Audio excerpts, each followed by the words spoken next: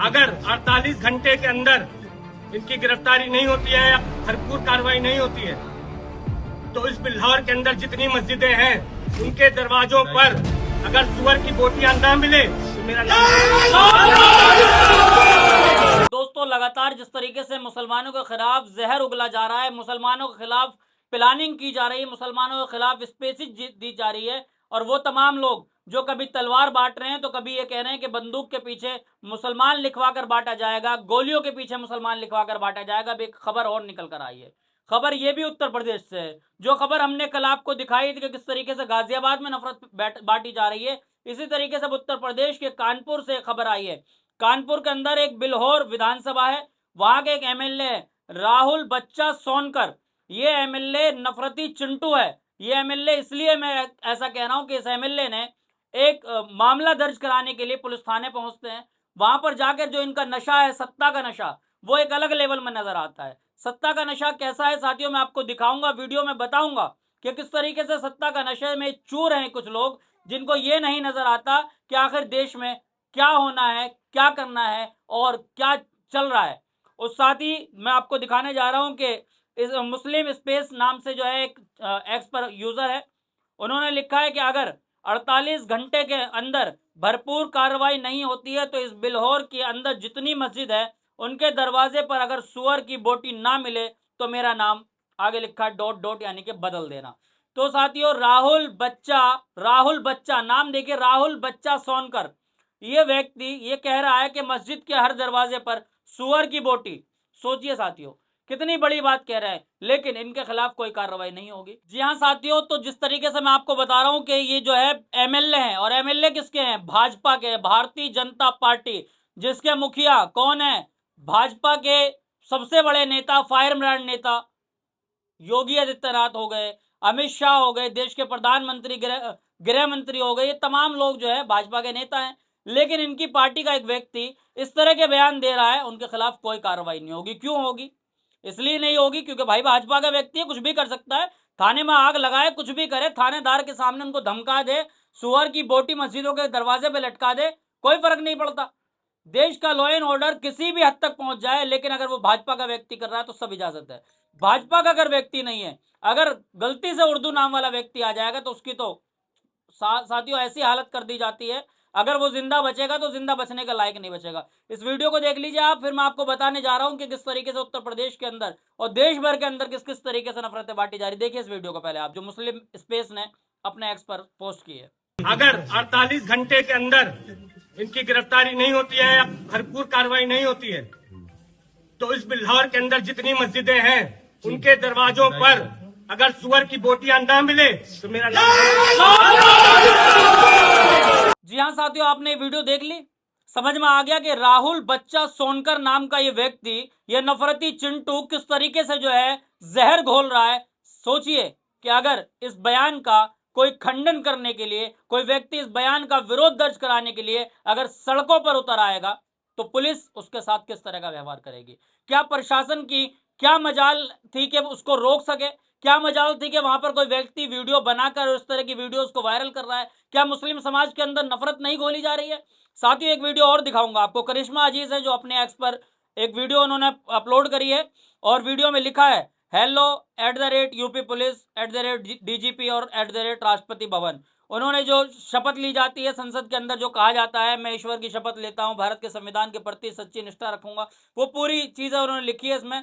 अखंडता बनाए रखूंगा, कानून का पालन करूंगा और भय, पक्षपात व दुर्भाव का कर्तव्य करूंगा, इस तरह की बात जो शपथ ली जाती है वो उन्होंने लिखा है करिश्मा अजीज ने। और जो वीडियो पोस्ट करी है उससे साफ पता चल रहा है कि किस तरीके से भारत देश को तोड़ने की प्लानिंग की जा रही है। बताइए साथियों किस तरीके से, मैं आपको वीडियो दिखाऊंगा, शायद आपकी रूह कांप जाए। ये कह रहा है कि मुसलमानों का क्या है, हम 90 करोड़ हैं, हम 90 करोड़ हैं, ये जहां मिले मार दो, इनको आग लगा दो, इस तरह की बातें कही जा रही है।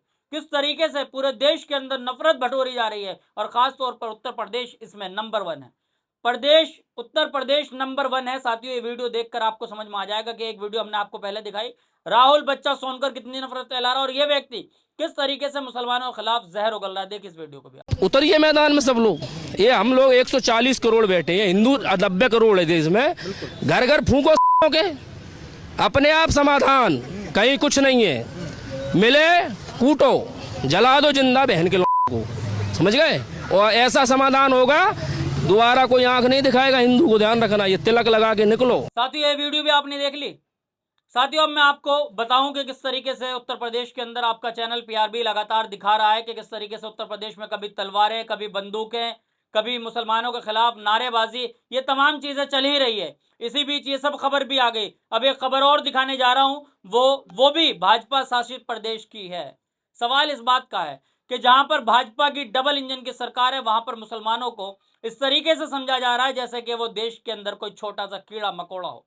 मुसलमानों की कोई हैसियत नहीं है। मुसलमान कुछ भी करे, मुसलमान चाहे कितना भी अच्छा काम कर दे, उसका कोई नाम नहीं होगा, बल्कि उसके घर को बुलडोज कर दिया जाएगा। मुसलमान अगर शिक्षा का एक केंद्र खोलने की बात करता है तो उसके शिक्षा के केंद्र को जो है मट्टी में मिला दिया जाता है। मध्य प्रदेश में मोहन यादव की सरकार है। मोहन यादव भी भाजपा के बड़े चहीते हैं और भाजपा के मुख्यमंत्री हैं। मोहन यादव जी, आपको भी चुनौती है कि आप जिस तरीके से नफरत का काम कर रहे हैं वो ठीक नहीं है। मोहन यादव के मध्य प्रदेश से खबर है। खबर सदफ आफरीन ने अपने एक्स पर लिखा है कि ये अब्दुल नईम है।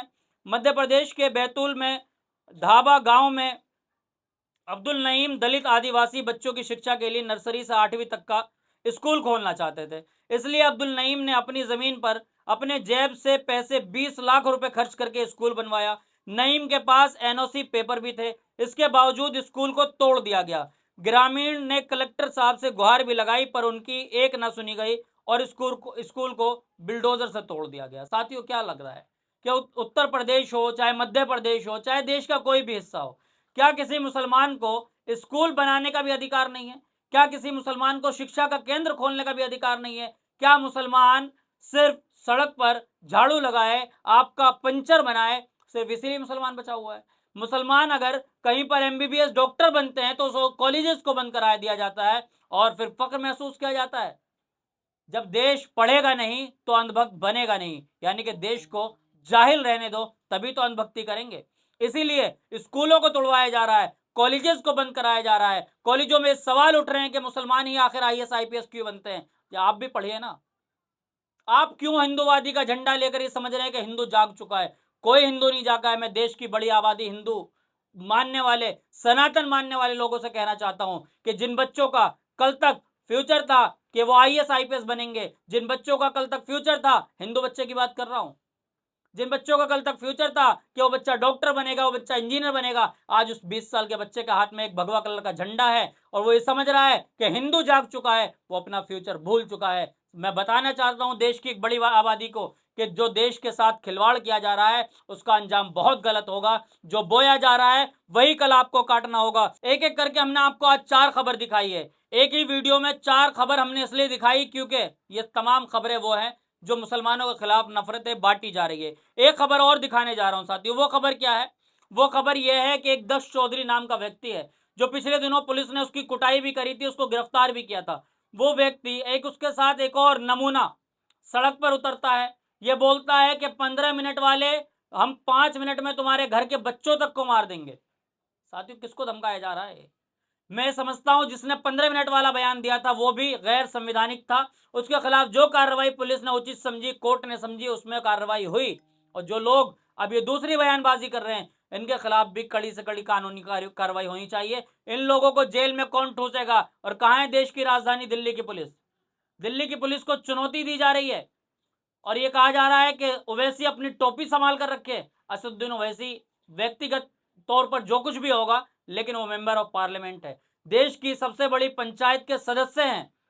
उनका अपमान करना भी देश का अपमान है, देश की संसद का अपमान है। देश के मेंबर ऑफ पार्लियामेंट है, वो चुने हुए सांसद है, मौजूदा सांसद है, पिछले 7 बार के सांसद है। ऐसे व्यक्ति का अपमान करना भी देश का अपमान है।